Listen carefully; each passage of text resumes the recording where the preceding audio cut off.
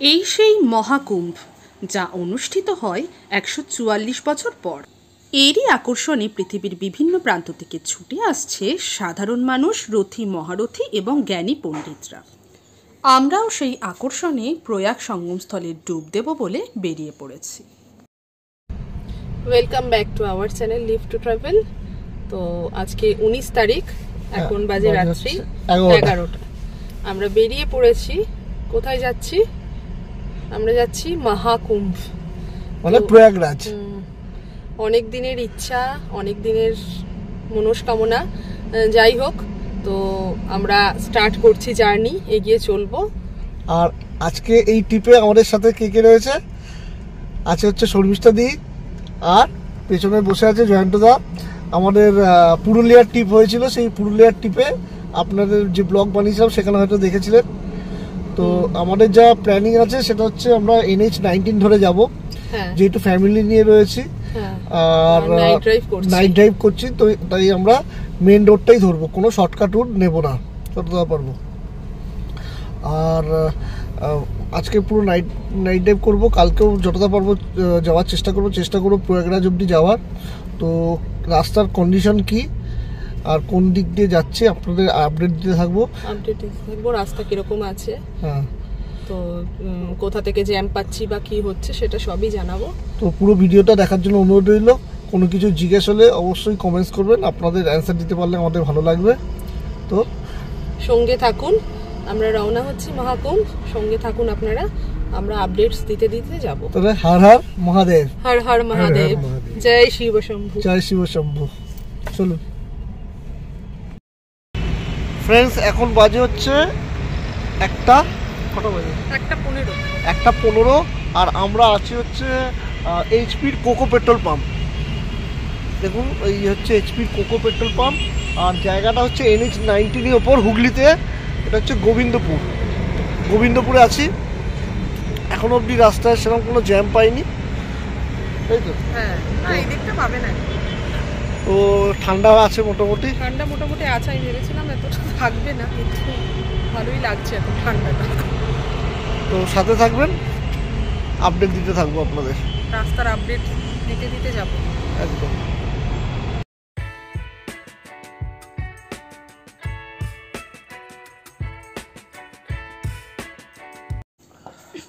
Night drive, মূলত night ড্রাইভটা বেছে নিয়েছিলাম জ্যাম এড়াবো বলে। তবে এতদূর আসার পরে জ্যাম এখনও পড়েনি। দেখা যাক সামনের পরিস্থিতি কি আছে। আমরা যেই রাস্তা ধরে যাব তা মোটামুটি NH-19 ধরেই আমরা পুরোটা গিয়ে পৌঁছবো। তার মধ্যে পড়বে বর্ধমান, দুর্গাপুর, আসানসোল, ধানবাদ, টোপচাঁচি, চৌপারন, औरंगाबाद, সাসারাম, বারাণসী। মোটামুটি এই জায়গাগুলোর ওপর দিয়ে NH-19 ধরে পৌঁছে যাব প্রয়াগরাজ।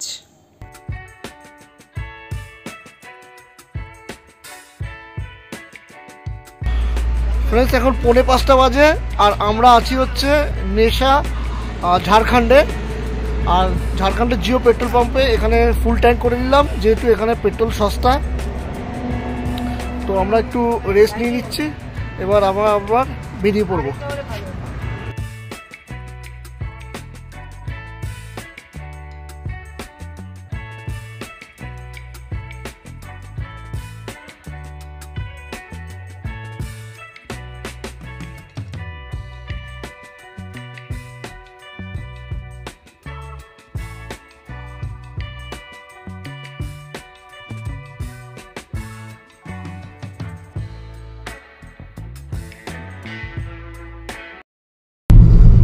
ফ্রেন্ডস, এখন 6:30 বাজে, আর আমরা এখন ঝাড়খণ্ডে আছি।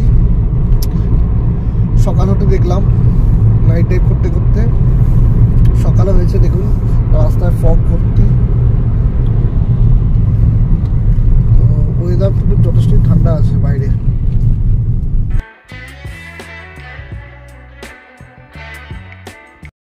গুড মর্নিং বন্ধুরা, সকাল 7টা। তো আগেও বলেছি, কাল রাত বেরিয়েছি 11টার সময় মহাকুম্ভের উদ্দেশ্যে। আমরা যাচ্ছি প্রয়াগরাজ। এখন মোটামুটি অনেকটাই চলে এসেছি, ঝাড়খণ্ড আছি।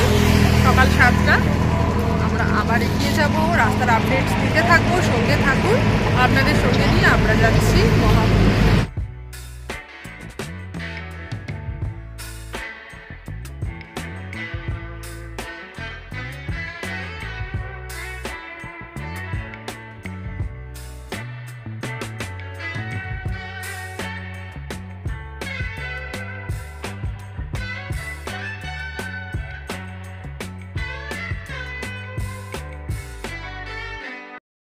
এই যে ব্রিজটা ক্রস করছি, এটা হচ্ছে ফল্গু নদীর ওপর দিয়ে আমরা ক্রস করছি। আমরা গয়া ক্রস করে এসেছি, করে ফল্গু নদীর ওপর দিয়ে আমরা পেরিয়ে এবার এগিয়ে যাচ্ছি। এখন বাজে সকাল 8:45। আমরা ক্রস করছি চৌপাড়ান, তাই তো? এখানে কিন্তু কোনো জ্যাম পাইনি আমরা, আপাতত এখনো পাইনি। এখানে অব্দি কোনো জ্যাম নেই। অন্যান্য ওরা ফিডব্যাক দিয়েছিল জ্যাম ছিল, কিন্তু এখানে কোনো জ্যাম নেই। ফ্রেন্ডস, আমরা এখন আছি ইন্ডিয়ান অয়েলের পেট্রোল পাম্প। এটা হচ্ছে গায়াতে, গায়ার হচ্ছে কাহুডাক বারাচটি। এই ইন্ডিয়ান অয়েলের পেট্রোল পাম্পে আমরা একটু দাঁড়িয়ে এখন আমরা ফ্রেশ হয়ে নিলাম। 8:30 বাজে। তো টয়লেট মোটামুটি ভালোই ছিল, আর বিহেভিয়ারও খুব ভালো, কারণ আমরা মোবাইলের চার্জও আমার এখান থেকে দিলাম। আমার মোবাইলে একটু ডিস্টার্ব করছে, মানে প্লাগ পয়েন্টটা 12 ভোল্টটা, তো এখান থেকে আমি মোবাইলে চার্জও দিয়ে দিলাম। খুবই ভালো বিহেভিয়ার। টয়লেটও মোটামুটি পরিষ্কার ছিল। তো আমরা সকালবেলা ফ্রেশ হয়ে আবার এখন বেরিয়ে পড়বো। এখন বাজে হচ্ছে 8:30। প্রয়াগরাজ দেখাচ্ছিল তখন 6টা বাজে, মানে 6টার সময় আমরা পৌঁছাবো প্রয়াগরাজ। গুগলে এটাই দেখাচ্ছিল। দেখা যাক কটায় আমরা পৌঁছাই, আর মানে কত অবধি যেতে পারি, পুরো আপডেট আপনাদের দেব।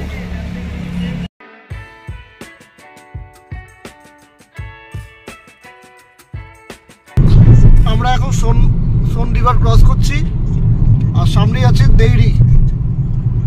তো আবার বলছি, আমরা এখন সোন নদী ক্রস করছি। এখন অবধি কিন্তু রাস্তা আমরা ভালোই পেয়েছি। প্রচুর ওয়েস্ট বেঙ্গলের গাড়ি দেখতেই পাচ্ছেন। মনে হচ্ছে আমরা ওয়েস্ট বেঙ্গলেই আছি, এত ডব্লিউবি গাড়ি।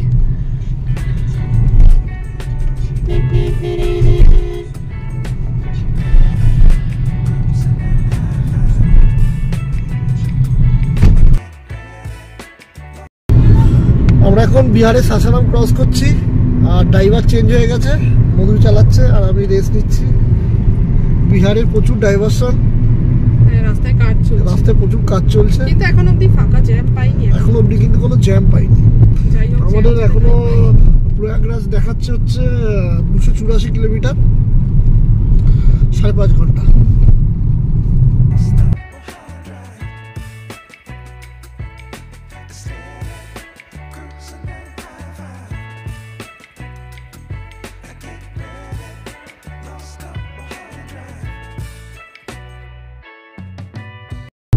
আমরা আছি এখন NH 19। তো এখন সময় 2:42 PM, দুপুর 2:42 PM।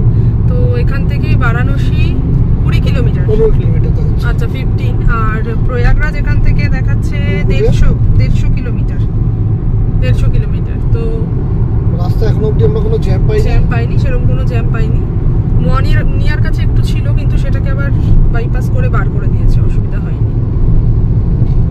তো ভালোই যাচ্ছে এখন অবধি সব ঠিকঠাকই আছে। তো চলুন, সঙ্গে থাকুন, আরো আপডেটস দেব। প্রয়াগের ঠিক কতটা আগে থাকছি, সেখানকার হোটেল খরচ কত, কোথায় থাকছি, সবই ডিটেলস জানাবো, সঙ্গে থাকবেন।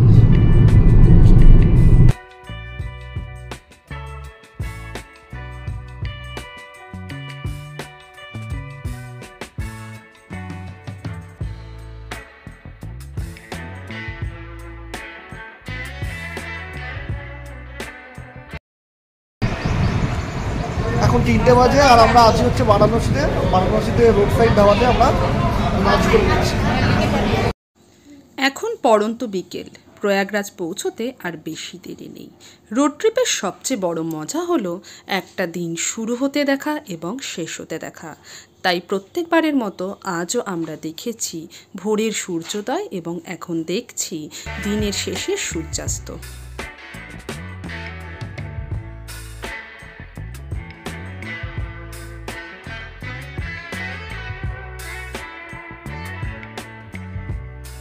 দেখুন স্পিড ক্যামেরা লাগানো আছে এখানে, কিন্তু গাড়ির লিমিট হচ্ছে 80। কলকাতা থেকে টানা 19 ঘন্টা জার্নি করে আমরা পৌঁছে গেলাম প্রয়াগরাজ। হাইওয়ের পাশেই এই ধাবাতে আজ আমরা স্টে করছি। এখান থেকে কানহা পার্কিংয়ের দূরত্ব মোটামুটি 7-8 কিলোমিটার। এই NH-19 ধরেই সোজা গিয়ে জাস্ট বাঁদিকে বেঁকলেই পৌঁছে যেতে পারবেন কানহা পার্কিংয়ে।